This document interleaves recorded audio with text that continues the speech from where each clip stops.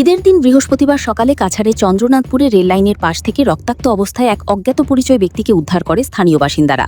প্রত্যক্ষদর্শীদের দাবি, আহত ব্যক্তি সাহায্যের জন্য আর্তনাদ করছিলেন। স্থানীয়দের তৎপরতায় তাকে দ্রুত সোনাপুর রামকমল স্বাস্থ্যকেন্দ্রে নিয়ে যাওয়া হলেও চিকিৎসাধীন অবস্থায় তার মৃত্যু হয়। মৃত ব্যক্তির পরিচয় এখনও পর্যন্ত জানা যায়নি। ঘটনার খবর ছড়িয়ে পড়তেই এলাকায় চাঞ্চল্যের সৃষ্টি হয়। ইতিমধ্যে বদরপুর রেল পুলিশ ও বড়খলা পুলিশ হাসপাতালে পৌঁছে ঘটনার তদন্ত শুরু করেছে। কোন জায়গা? চন্দ্রনাথপুর তো 4 কিলোমিটার দূর বুগদা পার হয়ে একটা ব্রিজ আছে, ভাঙা ব্রিজের তলে। সুস্থ আসলো নি সময় আগে? তখন সুস্থ আছে, ঠিক আছে। খালি কইতো খালি বাঁচাও আর তার ভগবানের নাম আল্লাহ আল্লাহ তার করতে আসলো, কতটুকু জানি আর তার কিছু শরীরে এমন খালি মেডিসিন পাওয়া গেছে, পুরো একটা বোতল কফ সিরাপ বোতল আছে আর 2-3টা ওষুধের পাতা দেখছি, আর এমন আর কিছু পাইছে।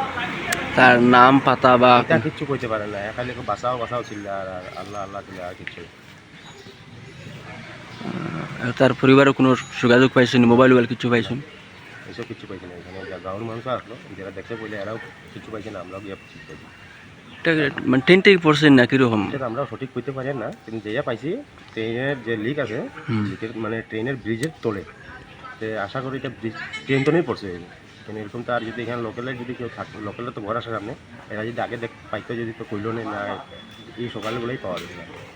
আপনি রিকভারি লিয়ে আসুন?